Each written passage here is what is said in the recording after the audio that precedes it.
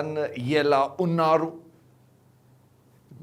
तेलंगाना के फॉर्मेशन पर उसका इतिहास जानना थोड़ा सा हमारे लिए ज़रूरी है। आओ उसी को बताने की तुम्हें कोशिश करता हूँ। वो मैंने तेलुगु में हाउ आर यू बोला था, उससे कहते हैं क्या, येला उन्नारू। ठीक है, आओ छोटा सा एक वीडियो रहेगा, जानने की कोशिश करते हैं कि किन हालातों में तेलंगाना बना, कैसे बना, who are the people responsible, and let's understand the entire process here.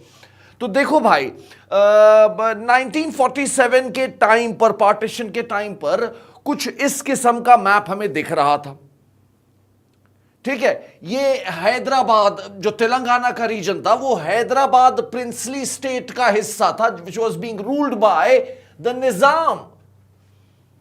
यहां पर एक जबरदस्त तेलंगाना रिबेलियन भी चल रहा था, which was inspired by communism। 1946 से लेकर के 51 तक ये रिबेलियन भी यहां पर चला है। ये देखो, ये रीजन्स भी जान के रखोगे तो अच्छा रहेगा। पूरा जो तेलुगु स्पीकिंग एरिया है उसको 3 हिस्से में बांटा जा सकता है, कोस्टल आंध्रा, रायलसीमा एंड तेलंगाना।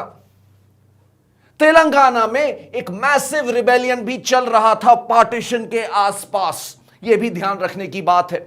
उसके बाद हमें बताया जा रहा है कि सितंबर 1948 में ऑपरेशन पोलो किया गया, और जिसके तहत निजाम का जो प्रिंसली स्टेट था, यह पूरा रीजन इंडिया से जोड़ दिया गया। ठीक है भाई, इसके बाद हमारे कॉन्स्टिट्यूशन ने करीब जो जितने भी स्टेट्स और यूनियन टेरिटरीज थी उनको 4 हिस्सों में बांट दिया, part A, part B, part C and part D. इसमें जो तेलंगाना वाला रीजन था, वो पार्ट बी में एक हैदराबाद स्टेट बनाया गया, जिसमें तेलुगु स्पीकिंग पॉपुलेशन तो थी ही थी, साथ ही साथ कन्नड़ स्पीकिंग पॉपुलेशन और मराठी स्पीकिंग पॉपुलेशन भी इंक्लूडेड थी। इसको बनाया गया Hyderabad state, part B state बनाया गया। मतलब यहां पे गवर्नर नहीं, राज प्रमुख होते थे। ऐसे करके स्टैब्लिश कर दिया गया भाई। बट बात यहां पर खत्म नहीं हुई। हमें बताया जा रहा है कि पोटी श्री रामुलु, इन्होंने 58 दिन की हंगर स्ट्राइक करी, अक्टूबर, नवंबर, दिसंबर 1952 में, और इनकी डेथ हो गई 15 दिसंबर को। His primary demand was creation of a separate state for Telugu speaking people. Finally इनके हंगर स्ट्राइक का नतीजा यह रहा कि जवाहरलाल नेहरू को डिक्लेयर करना पड़ा that Andhra state will be created. 1 अक्टूबर 1953 को मद्रास को काट करके आंध्रा स्टेट क्रिएट किया गया। देखो मैप देखते चलना, इसमें कोस्टल आंध्रा रीजन है और रायलसीमा का रीजन है। जो हैदराबाद स्टेट था वो जस का तस रखा गया, उसी का हिस्सा था तेलंगाना। तो 1 अक्टूबर 1953 को आंध्रा स्टेट क्रिएट किया गया, इसकी कैपिटल रखी गई कुर्नूल। इसी के साथ स्टेट रीऑर्गेनाइजेशन कमीशन भी बना दिया गया, जिसमें जस्टिस फजल अली, के एम पानिकार और HN हृदयनाथ कुंजरू मौजूद थे। इन लोगों ने लिंग्विस्टिक बेसिस पे राज्यों को बनाए जाने की पैरवी कर दी। अब जाहिर सी बात है कि जब लिंग्विस्टिक बेसिस पे बनेगा स्टेट, तो जो तेलंगाना के लीडर्स थे और जो आंध्रा के लीडर्स थे, ये आपस में डिस्कशन करने लग गए। आंध्रा के लीडर्स चाहते थे और कि भाई ये तेलंगाना वाला भी रीजन, क्योंकि ये भी तेलुगु बोलते हैं, कि साथ में मिल जाएं। तो फाइनली हमें बताया जा रहा है एक जेंटलमैन्स अग्रीमेंट साइन हुआ तेलंगाना के लीडर्स के बीच में और किसके बीच में, आंध्रा के लीडर्स के बीच में, जिसमें यह बोला गया कि भाई हम सेफगार्ड्स देंगे ताकि जो तेलंगाना का रीजन है उसके संग कोई डिस्क्रिमिनेशन ना हो, क्योंकि Telangana was a resource rich area.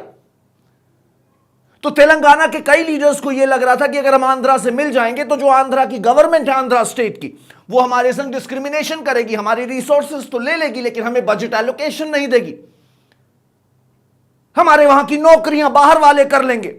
तो इन सब को ध्यान में रखते हुए एक जेंटलमैन्स अग्रीमेंट किया गया जिसमें बोला गया आपको प्रॉपर बजट एलोकेट किया जाएगा। मुल्की रूल्स होते थे, निजाम ने मुल्की रूल्स बनाए हुए थे। वो ये बनाए हुए थे कि भाई हैदराबाद में अगर आपको एम्प्लॉयमेंट चाहिए तो कम से कम 15 साल तक आप वहां के रेसिडेंट हो, बाहर वालों को नहीं मिलेगी सरकारी नौकरी। यह नियम बना रखा था, इसी को कहते हैं मुल्की रूल। तो ये सारे पॉइंट मान लिए गए जेंटलमैन्स अग्रीमेंट में। इस तरह का पैक्ट पहले रायलसीमा और कोस्टल आंध्रा के लीडर्स के बीच में भी साइन हुआ था 1937 में। तो एक हिस्टोरिकल प्रेसिडेंट मौजूद था। और ये देखो फाइनली 1956 में आंध्र प्रदेश क्रिएट हो गया। इसमें वो तेलुगु स्पीकिंग जो रीजन था ना हैदराबाद का, वो भी इसमें जोड़ दिया गया। अब ये बन गया आंध्र प्रदेश, हैदराबाद इसकी बन गई कैपिटल। ये मैप जो है ना बेटा, ये यूक्रेनियन भाषा का है, इसलिए तुम्हें थोड़ा सा शायद इसमें अजीब सी स्पेलिंग्स लग रही होंगी। देखो चाइना को कैसे लिखा है, बे ऑफ बंगाल को कैसे लिखा है। ये यूक्रेनियन और पोलैंड की जो भाषा है वहां का मैप है। एनी विच वे, तो इस तरह से बेटा आंध्र प्रदेश बन गया। लेकिन जो जेंटलमैन अग्रीमेंट था उसको ऑनर नहीं किया गया। और हमें बताया जा रहा है कि 1969 से वायलेंट एजिटेशन शुरू हो गई तेलंगाना के लोगों में। उन्होंने आरोप लगाया कि आंध्रा के जो लीडर्स हैं वो जेंटलमैन अग्रीमेंट को नहीं मान रहे हैं, हमें सही से बजट एलोकेशन नहीं दिया जा रहा है।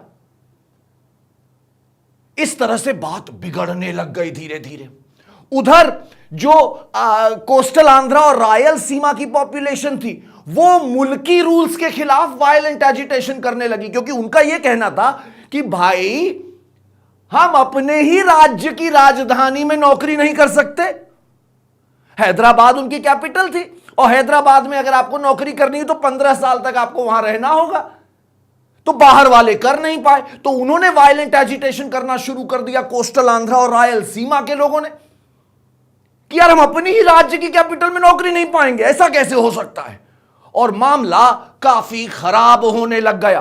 फाइनली 1973 में इंदिरा गांधी ने 6 पॉइंट फॉर्मूला निकाला, सभी लोगों को बैठा के बात कराई, 6 पॉइंट फॉर्मूला निकाला गया, मुल्की रूल्स को भी अबॉलिश कर दिया गया और 32nd अमेंडमेंट एक्ट 1974 ले आया गया ताकि सेफगार्ड्स दिए जा सके तेलंगाना को।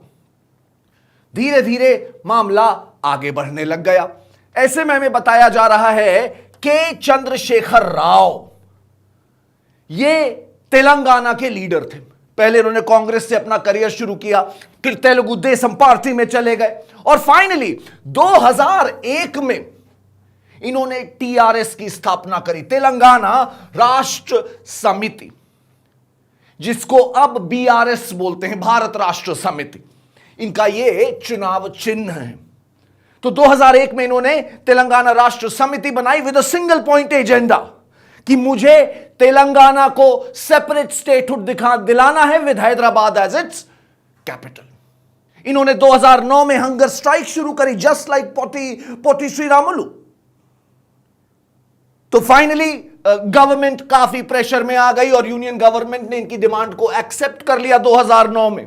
लेकिन फिर वही हुआ, कोस्टल आंध्रा और रायलसीमा के लोग वो एजिटेट करने लगे। सरकार ने थोड़ा सा पॉज लिया, सरकार ने चीजों को होल्ड पे डाला। श्री कृष्णा कमेटी बनाई गई 2010 में। श्री कृष्णा कमेटी ने सारे जो वायबल ऑप्शंस थे उनके प्रोज एंड कॉन्स इकट्ठा करके 500 पन्ने की पूरी रिपोर्ट दे दी और फाइनली 2013 में कैबिनेट ने अप्रूवल दे दिया कि तेलंगाना बनेगा। And after passing the bill in both the houses, BJP and Congress both supported it. Finally presidential assent भी मिल गया और 2 जून 2014 को तेलंगाना स्टैब्लिश कर दिया गया, Hyderabad as common capital for 10 years. 10 साल के लिए हैदराबाद दोनों की कैपिटल रहेगी, ये डिक्लेयर कर दिया गया। ठीक है, इस तरह से तेलंगाना बना था और मिलता रहूंगा। बाय।